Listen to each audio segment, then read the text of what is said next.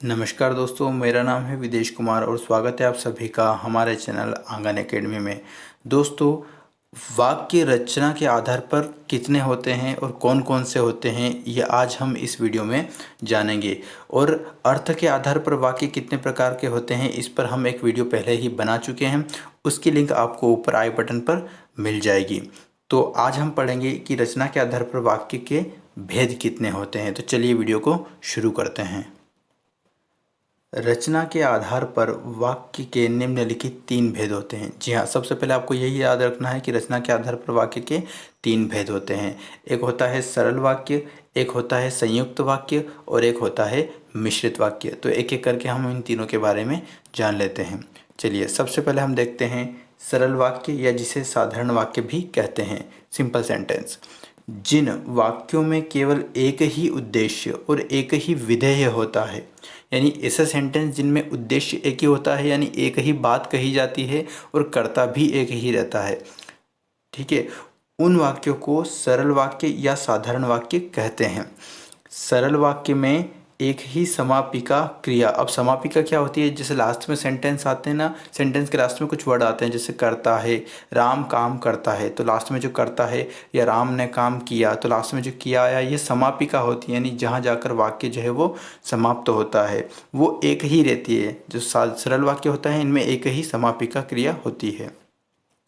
जैसे मुकेश पढ़ता है, तो मुकेश पढ़ता है, यह एक सरल वाक्य है। शिल्पी पत्र लिखती है, राकेश ने भोजन किया। तो इस तरह के जो सेंटेंस होते हैं वो सरल वाक्य या साधारण वाक्य कहे जाते हैं। चलिए आगे हम देखते हैं संयुक्त वाक्य यानी कंपाउंड सेंटेंस के बारे में। तो जिन वाक्यों में 2 या 2 से अधिक सरल वाक्य योजकों और एवं तथा या अथवा इसलिए अतः फिर भी तो नहीं तो किंतु परंतु लेकिन पर आदि से जुड़े हों। अब इसका अर्थ मैं पहले समझा देता हूँ। होता क्या है कि संयुक्त वाक्य जो होता है वो 2 सरल वाक्यों से बना हुआ होता है। यानी सरल वाक्य हमने समझ लिए क्या होते हैं, लेकिन संयुक्त वाक्य में क्या होता है कि 2 सरल वाक्य होते हैं। एक सरल वाक्य प्लस एक सरल वाक्य मिलकर बनता है एक संयुक्त वाक्य। तो ये आपको ध्यान रखना है।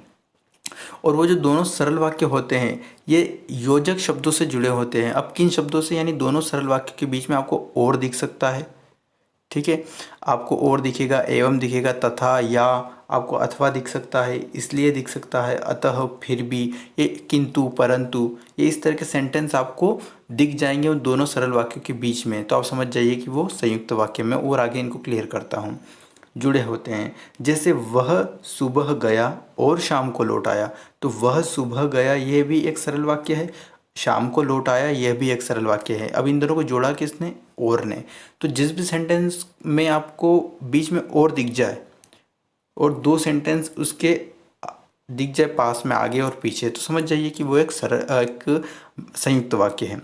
जैसे अगला है प्रिय बोलो पर असत्य नहीं। तो ये भी एक संयुक्त वाक्य है, क्योंकि इसमें पर आ गया बीच में। ऊपर हमने पढ़ा था किंतु, परंतु, लेकिन, पर, है ना। अगला है उसने बहुत परिश्रम किया किंतु सफलता नहीं मिली। अब इसमें भी किंतु आया है, तो उसने बहुत परिश्रम किया, सफलता नहीं मिली। इन दोनों को जोड़ा किसने? किंतु ने। तो यह भी एक क्या है? एक संयुक्त वाक्य है।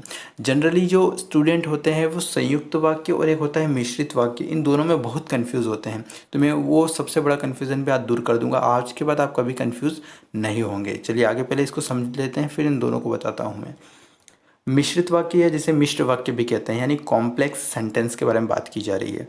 तो जिन वाक्यों में एक प्रधान यानी मुख्य और उपवाक्य हो और अन्य आश्रित गौण उपवाक्य हो, तथा जो आपस में कि, जो, क्योंकि, जितना, उतना, जैसा, वैसा, जब, तब, जहाँ, वहाँ, जिधर, उधर, अगर, यदि, तो, यद्यपि, तथापि आदि से मिश्रित यानी मिले जुले हों, उसे मिश्रित वाक्य कहते हैं। यानी अब यहाँ क्या हो रहा है, देखिए, पहले हमने क्या देखा था कि संयुक्त वाक्य में क्या होता है कि 2 सरल वाक्य जुड़े हुए होते हैं।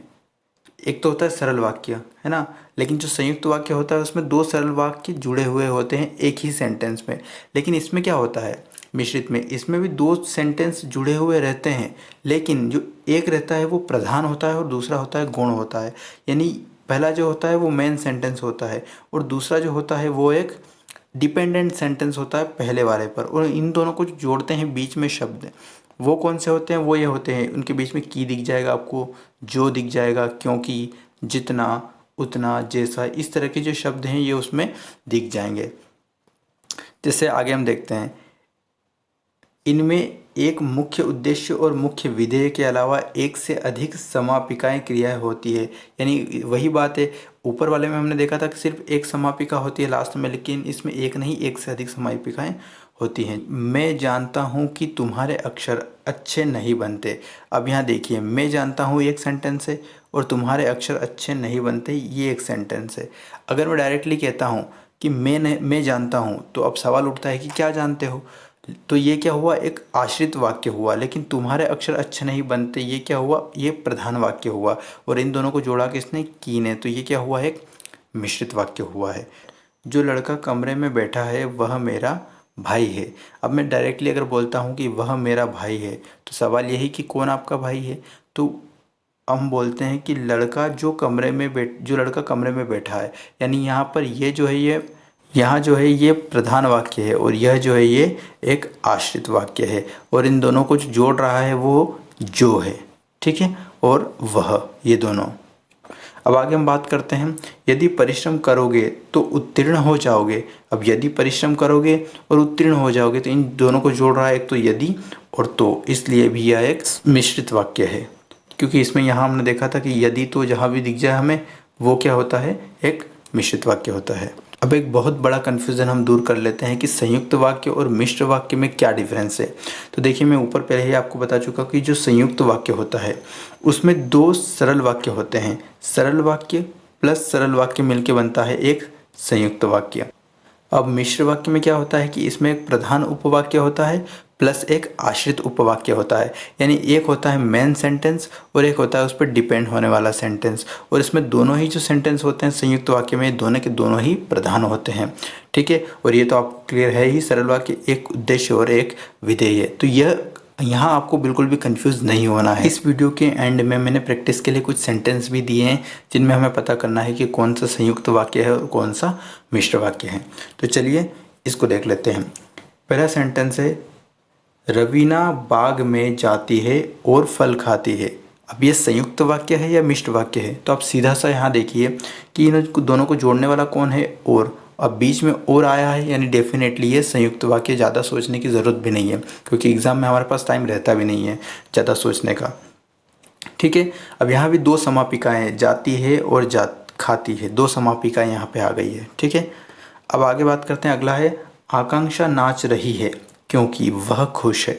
अब बीच में क्योंकि आया है, तो आपको पता है कि ये जो है एक मिश्रित वाक्य है, ठीक है। क्योंकि हमने देखा था कि जहाँ भी बीच में क्योंकि आता है योजक शब्द, वो एक मिश्र वाक्य होता है या फिर मिश्रित वाक्य।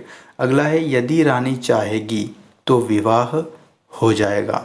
ये भी एक मिश्रित वाक्य है, क्योंकि इसमें यदि भी आ रहा है और तो भी आ रहा है।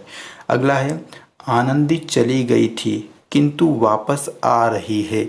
अब यह एक संयुक्त वाक्य है, ठीक है, क्योंकि इसमें किंतु आ रहा है। आपको इन वर्ड्स का ध्यान रखना है कि जिसमें किंतु आता है वो कौन सा वाक्य है, जिसमें क्योंकि आता है, किसमें और, एवं, तथा, इस तरह के शब्द आते हैं, वो कौन सा वाक्य होता है। नेक्स्ट है, वह मेरी दोस्त है जिसने नीले कपड़े पहने हैं। तो यह क्या है?